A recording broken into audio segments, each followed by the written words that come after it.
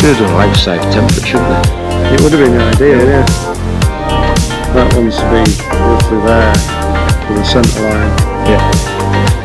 Right, we'll have to do a little template with the centre line. Easy, isn't it? Yeah. Give a card. Locating pen. And template drawn in the instructions.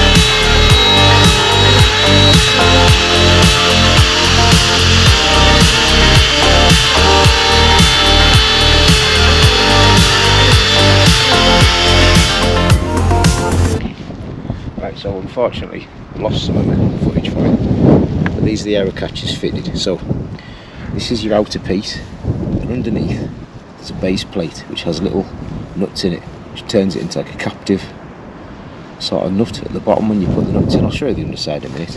And these are them fitted, so you just pop that down, lift that up,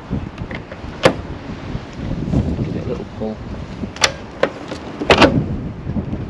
That's your bonnet, right? So this is where we had to chop out there, and that's the base plate there, you can see with the little nuts in there. That's the captive nuts. So all you need is enough space to fit that in. You can push it in from the hole at the top. Once that's in, you can mark up your holes to drill in for those bolts there using this piece. Just mark your holes, drill them in, put your base plate in, screw your bolts down at your captive nuts. That's that fitted. Now on this Honda here, this panel here is flat, whereas the bonnet's actually got a slight curve in it. So what we had to do with this peg was put it into vice and bend it slightly back this way, so that instead of being straight up, it has a little curve in it there to follow the line of the bonnet, so that the pin actually lines up properly with it. And then you've got your little fork for the bonnet stoppers there. So that's them. Dead straightforward to do, to be honest. Unfortunately, instructions didn't come with a template. Obviously you see we had to make our own out of card. It tells you how to make a template, which also means you can get rid of this whole area here. So yeah, so you can remove your whole lock mechanism from here. This panel here now doesn't actually do anything, because that's all that's for.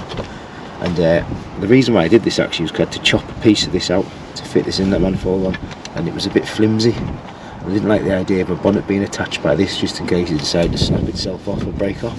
So that's why that's being done. What I'm going to do is I'm actually going to chop along the line of here. Oh, it's just the light. Chop along the line of here, there. So you can't actually see this anymore, but it's still actually held in place, and it keeps the fact that I've got the radiator brackets in, but it just look a little bit neater in the back of there. So I'm going to get myself a grinding disc and do that, and then also at some point I'm going to get some bonnet lifters, because this really annoys me on this bonnet. It's only got one hole there, and it's really irritating. You can stick it in there I guess, but it's just really irritating. So that's another thing I'm going to sort. So that there is my Aerocatches. Let's close them down.